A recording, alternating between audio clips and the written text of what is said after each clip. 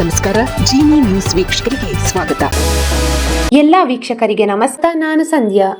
ರಾಜ್ಯದ ಪ್ರವಾಸೋದ್ಯಮ ಉತ್ತೇಜನಕ್ಕೆ ನಮ್ಮ ಗೈಡ್ ವೆಬ್ಸೈಟ್ ಮತ್ತು ಆ್ಯಪ್ ಅಭಿವೃದ್ಧಿ. ರಾಜ್ಯದ ಪ್ರವಾಸೋದ್ಯಮ ಕ್ಷೇತ್ರವನ್ನು ಮತ್ತಷ್ಟು ಅಭಿವೃದ್ಧಿಪಡಿಸುವ ಹಾಗೂ ಪ್ರವಾಸಿಗರಿಗೆ ವಿಶ್ವ ದರ್ಜೆಯ ಸೌಲಭ್ಯಗಳನ್ನು ಒದಗಿಸುವ ನಿಟ್ಟಿನಲ್ಲಿ ನೂತನವಾಗಿ ನಮ್ಮ ಗೈಡ್ ಆನ್ಲೈನ್ ವೇದಿಕೆಯನ್ನು ಸಿದ್ಧಪಡಿಸಲು ಪ್ರವಾಸೋದ್ಯಮ ಇಲಾಖೆ ಚಿಂತನೆ ನಡೆಸಿದೆ.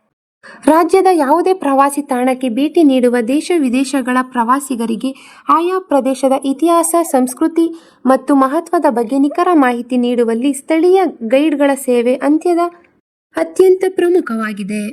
ಪ್ರಸ್ತುತ ವಿದೇಶಗಳಲ್ಲಿ ಪ್ರವಾಸಿಗರು ತಮಗೆ ಬೇಕಾದ ಗೈಡ್ಗಳನ್ನು ಆನ್ಲೈನ್ ಮೂಲಕವೇ ಕಾಯ್ದಿರಿಸುವ ವ್ಯವಸ್ಥೆಗಳಿವೆ.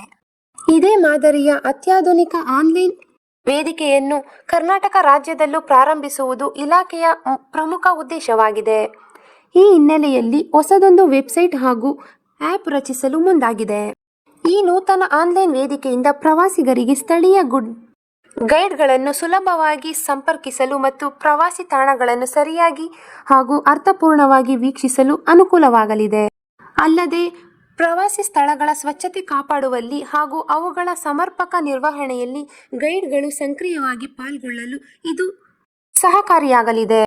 ಹಾಗೆಯೇ ಇದರಿಂದ ಈಗಾಗಲೇ ಪ್ರವಾಸೋದ್ಯಮ ಇಲಾಖೆಯಲ್ಲಿ ನೋಂದಣಿಯಾಗಿರುವ ಗೈಡ್ಗಳಿಗೆ ಹೆಚ್ಚಿನ ಕೆಲಸವೂ ದೊರೆಯಲಿದೆ. ಈ ಯೋಜನೆಯನ್ನು ತ್ವರಿತವಾಗಿ ಸಾಕಾರಗೊಳಿಸಲು ರಾಜ್ಯದಲ್ಲಿರುವ ನವೋದ್ಯಮಗಳು ಸೇರಿದಂತೆ ತಂತ್ರಜ್ಞಾನದಲ್ಲಿ ಆಸಕ್ತಿ ಹೊಂದಿರುವ ಸಂಸ್ಥೆಗಳಿಗೆ ಆಹ್ವಾನ ನೀಡಲು ಇಲಾಖೆ ಕ್ರಮ ಕೈಗೊಳ್ಳುತ್ತಿದೆ.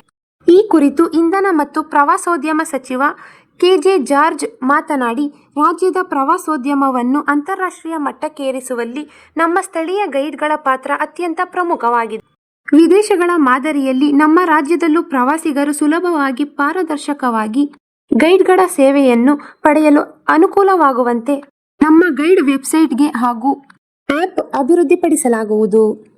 ಇದರಿಂದ ಪ್ರವಾಸಿಗರಿಗೆ ಅತ್ಯುತ್ತಮ ಮಾಹಿತಿ ಮತ್ತು ಉತ್ತಮ ಅನುಭವ ದೊರೆಯುವುದರ ಜೊತೆಗೆ ನಮ್ಮ ಐತಿಹಾಸಿಕ ಮತ್ತು ನೈಸರ್ಗಿಕ ತಾಣಗಳ ಸ್ವಚ್ಛತೆ ಹಾಗೂ ನಿರ್ವಹಣೆಗೂ ಹೆಚ್ಚಿನ ಬಲ ಸಿಗಲಿದೆ. ಈ ವಿನೂತನ ವೇದಿಕೆ ನಿರ್ಮಾಣಕ್ಕಾಗಿ ರಾಜ್ಯದ ಪ್ರತಿಭಾವಂತ ನವೋದ್ಯಮಗಳಿಗೆ ಅವಕಾಶ ನೀಡಲಾಗುವುದು ಎಂದಿದ್ದಾರೆ. ಈ ದಿನದ ನಿರಂತರ ಸುದ್ದಿಗಳಿಗಾಗಿ ವೀಕ್ಷಿಸುತ್ತಿರಿ ಜೀನಿ ನ್ಯೂಸ್. ನಮಸ್ಕಾರ.